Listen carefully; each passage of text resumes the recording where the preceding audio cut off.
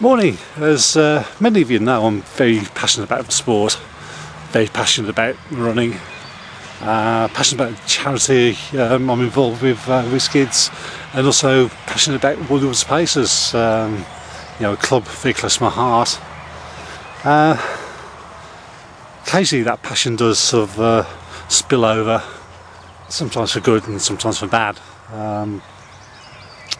Usually when I probably disagree with something, or something's probably rubbed me up the wrong way. So this week it's probably understandable that something has upset me. Reading the front page of the Express Star earlier this week, there was an article saying that a decision made to overturn a ruling stating that a local resident over in West Brom could carry the Olympic torch.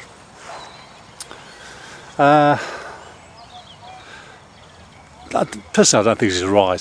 There was a mechanism in place, a ballot, where people such as myself were nominated by those who felt we were worthy to do such a task. In sport, there are rules. Rules are there to ensure a level playing field and fairness. And I feel at the moment the whole process of the ballot has been compromised just by one sort of decision. Those of us who rejected all got an email off Lord Coe saying that unfortunately the whole thing was oversubscribed and people had to be left out and disappointed, which is rightly so, and we accepted that fact. But when you read about the Olympic Committee overturning a rule for one person, is a bit upsetting, a bit unsettling. And when you think of it, to overturn a decision like that, it has to come from a higher power. You could say dark forces are in place here. The Olympic Committee aren't going to overturn a huge decision by an email off a common or even more mere mortal like me or anybody else. It's going to come from somebody with power and influence. So it's funny when you think a resident in West Brom gets that decision. It also makes you think when recently there has been a big inquiry into the practices of a media mogul, instigated by, lo and behold, the MP for West Brom. The outcome of that inquiry was many influential and powerful people got a rather nice sort of compensation.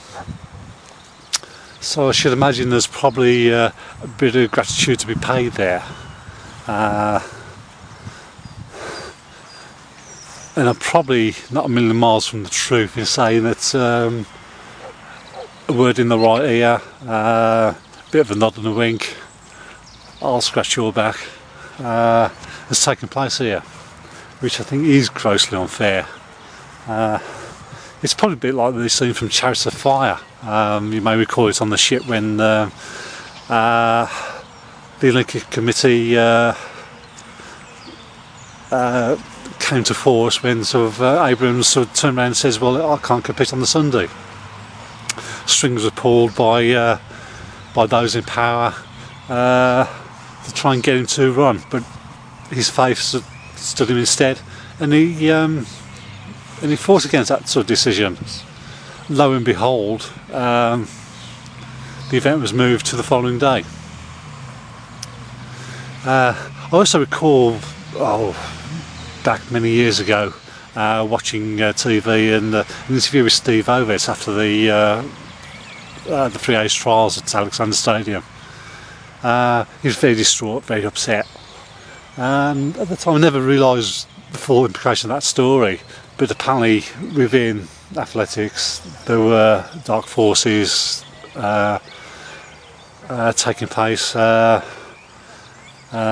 little bit of unfairness, similar to this when the rules have been broken.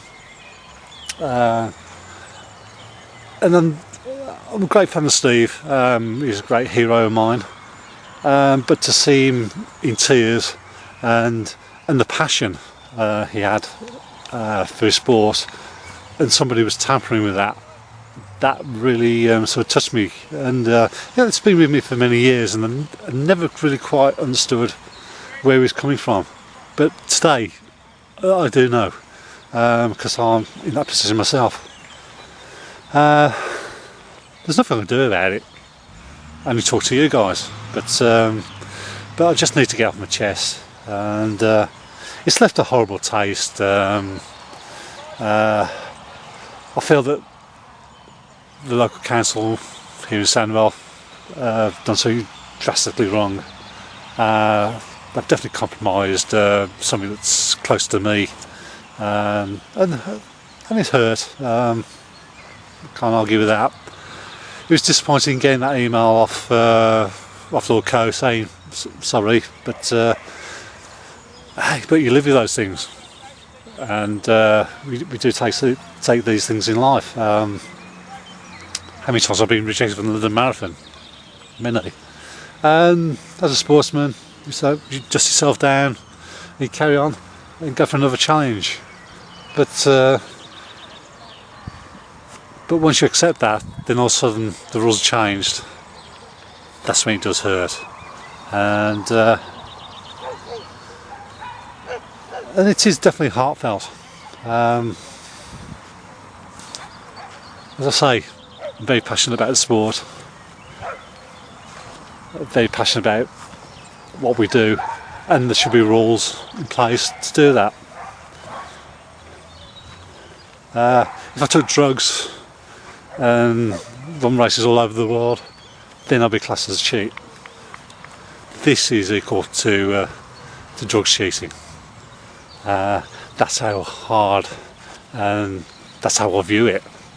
I'm sorry, just it does affect me. It does hurt me, and it's definitely left a nasty taste in the mouth. And I'm sorry, just. At the end of the day, there's nothing you can do. You have to live with these decisions, and just carry on running, and tomorrow's another day. Sorry guys, but rather despondent me today, and